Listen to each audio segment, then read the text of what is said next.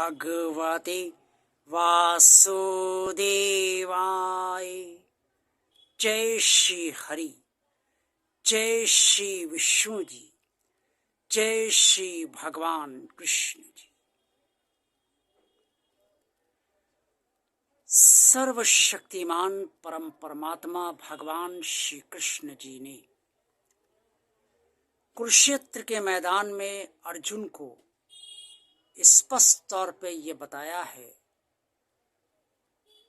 कि मनुष्य के भीतर परमात्मा और समस्त प्राणियों के भीतर परमात्मा किस तरह से उनके शरीरों में स्थित है।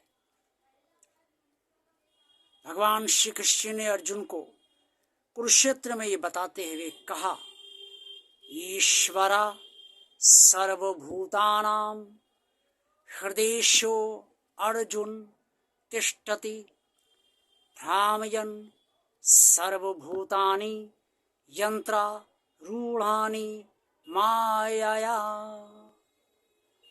अध्याय 18 श्लोक 61 श्रीमद् भगवद गीता में स्पष्ट तौर पर ये कहा गया है।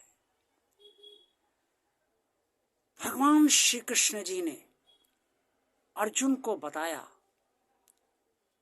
कि मनुष्य का जो शरीर है वो एक यंत्र है, जिसे हम आज की बोलचाल की सामान्य भाषा में मशीन समझें तो ज़्यादा अच्छा रहेगा और हमें समझ में भी आसानी से आ जाएगा। ये शरीर हमारा एक मशीन है और इस मशीन में परमात्मा हृदय के भीतर जीवात्मा रूप में स्थित है और परमात्मा समस्त प्राणियों को, यहाँ मनुष्यों की बात भगवान श्री कृष्ण ने अर्जुन से कही है कि समस्त मनुष्यों को अपनी माया से उनके कर्मानुसार पूरे उनके जीवन भर भ्रमण कराता है और हृदय में स्थित जीवात्मा रूप में रहता है। अक्सर हम सब ये सोचते हैं कि परमात्मा तो मंदिर में है, जब हम पूजा करेंगे तो परमात्मा में जब ध्यान लगाएंगे, परमात्मा की आरती गाएंगे, जिस तरह से पूजा करते हैं उस तरह से करेंगे तो वो परमात्मा तक पहुंचेगी। लेकिन अध्याय 18 के श्लोक 61 स्पष्ट तौर पे जो वर्णित है वो स्पष्ट तौर पे ये समझाता है समस्त मनुष्यों को, हम सबको, कि परमात्मा इस शरीर के भीतर है और हृदय में विराजमान है जीवात्मा रूप में, आत्मा रूप। आत्मा ने जीवन धारण करा है और वो इस शरीर में बंधी हुई है, शरीर को संचालित करती है, इससे जीवात्मा कही जाती है। चलो सोचिए, अगर परमात्मा इस शरीर के भीतर ना होता,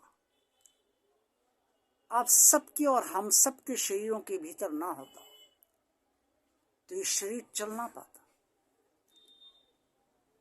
अगर कोई मशीन मनुष्य बनाता है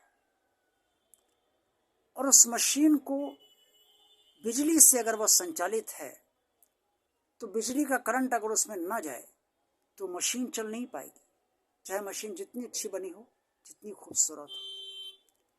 वैसे ही प्राणी चाहे जितने खूबसूरत दिखें उनके शरीर, लेकिन अगर परमात्मा उन्हें आत्म रूप में स्थित रहता हुआ संचालित न करे तो वो चल नहीं पाएंगे, जीवन नहीं मिल पाएगा उन्हें और वो जी नहीं पाएंगे।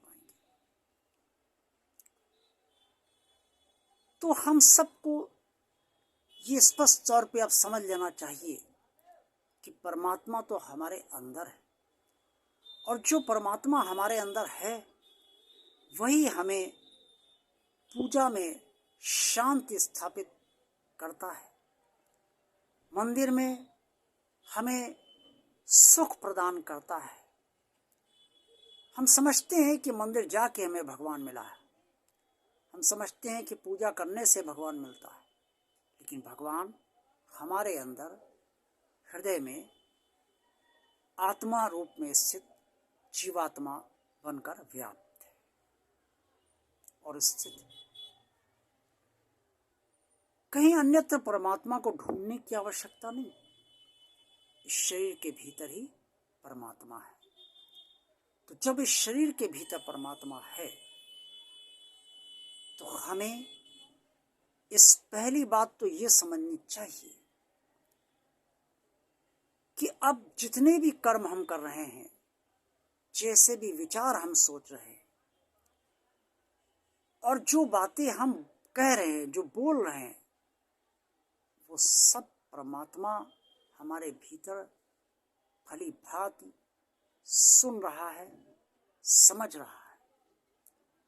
अंतर्यामी परमात्मा आत्म रूप में, अंश रूप में हमारे अंदर विराजमान है और यही अंश जब आपके शरीर से, यानी कि शरीर से जब पूजा करवाता है, मंदिर भेजता है, तो ये अंश अपने परम अंश यानी कि परमात्मा का जिसका वो अंश है, उस अंश को वो देखता है उस प्रतिमा के रूप में, उस चित्र के रूप में, और तब उसे परमात्मा मानकर उसको पूछता है, उससे जोड़ता है, हृदय से जोड़ता है, मन से जोड़ता है, बुद्धि से जोड़ता है, भावना से जोड़ता है।